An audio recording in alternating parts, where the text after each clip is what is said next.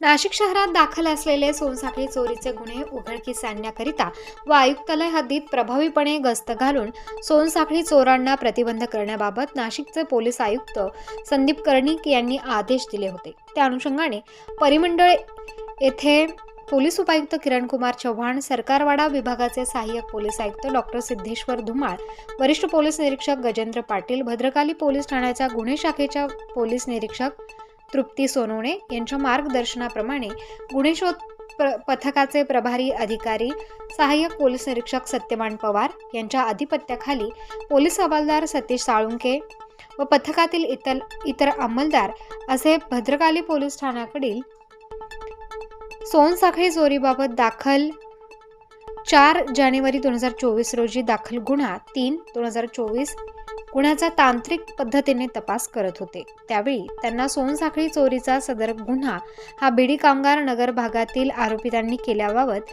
गुन्हे शोध पथकास माहिती प्राप्त झाली।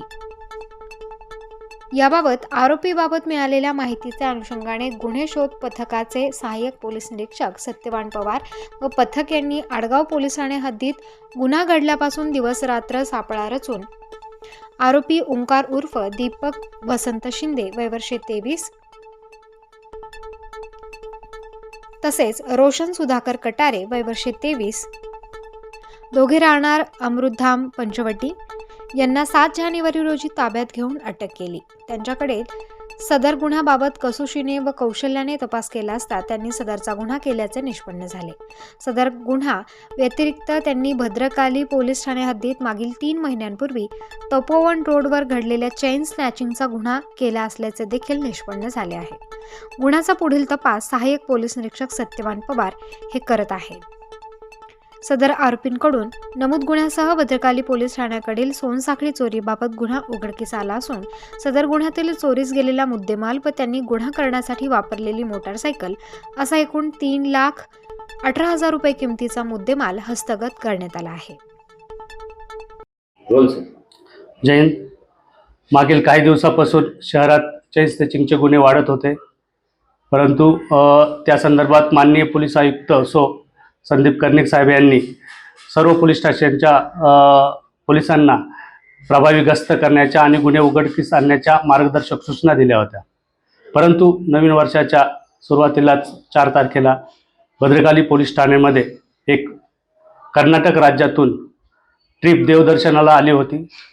ती ट्रिप देवदर्शन करून जात असताना त्र्यंबकेश्वरला सदर ट्रिपची बस ही द्वारका सिग्नल येथे सिग्नलवर थांबली असता 2 मोटरसायकलवर अनोळखी इसम येऊन त्यांनी महिला त्या बसच्या खिडकीजवळ बसले असताना तिच्या गळ्यातील अंदाजे 4.5 तोळे वजनाची सोन्याची चेन खिचून पळून गेले होते।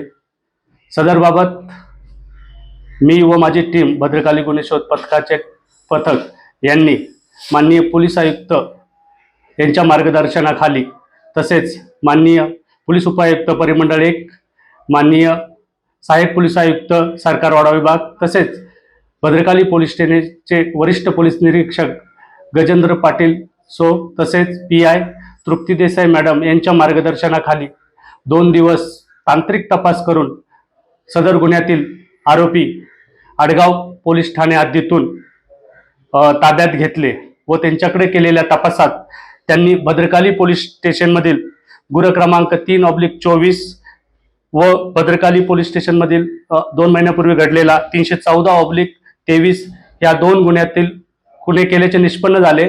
सदर 2 गुन्ह्यातील मुद्देमाल एकूण 4.5 तोळे सोनं त्यांच्याकडून रिकव्हर करण्यात आले असून गुन्ह्यात वापरलेली 220 पल्सर ही गाडी सुद्धा गुन्ह्यात हस्तगत करण्यात आलेली आहे। एकूण 3,18,000चा मुद्देमाल सदर गुन्ह्यात जप्त करण्यात आलेला आहे।